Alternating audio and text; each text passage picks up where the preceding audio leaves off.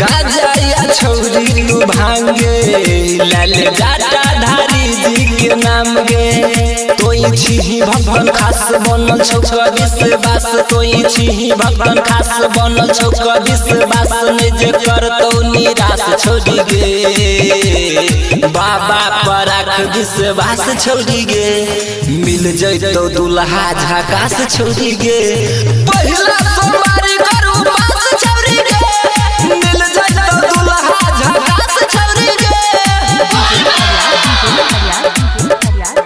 प्रेम से बोलो देवघर वाले बाबा की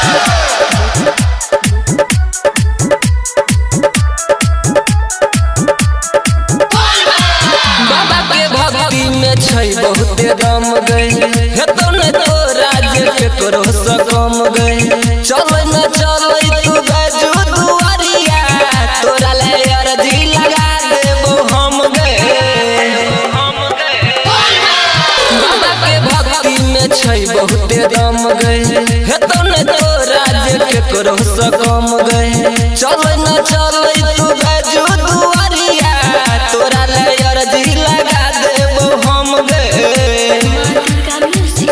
तू चढ़ाई दीही जल तोरा मिल जइतो फल तू चढ़ाई दीही जल तोरा मिल जइतो फल बात एकरा में खास छोड़ी गे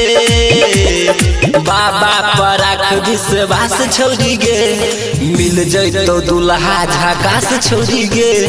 पहिला सोमवारी करू पास छोड़ी गे मिल जइतो दुल्हा झकास छोड़ी गे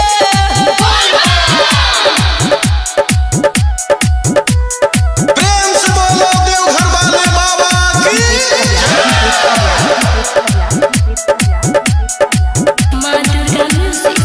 राइटर सोपारी लाल जल भरई छै रहिया में बाबा हो पैदल चलई छै पढ़ले के नारी लाल को बहुते झमेला जाने है बाबा है के दुनिया के खेला राइटर सोपारी लाल जल भरई छै रहिया में बाबा हो पैदल चलई छै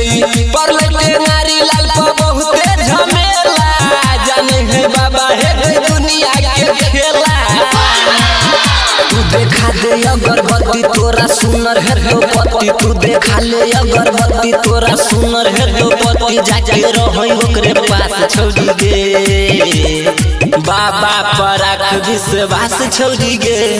मिल जइतो दुल्हा झकास छोड़ी गे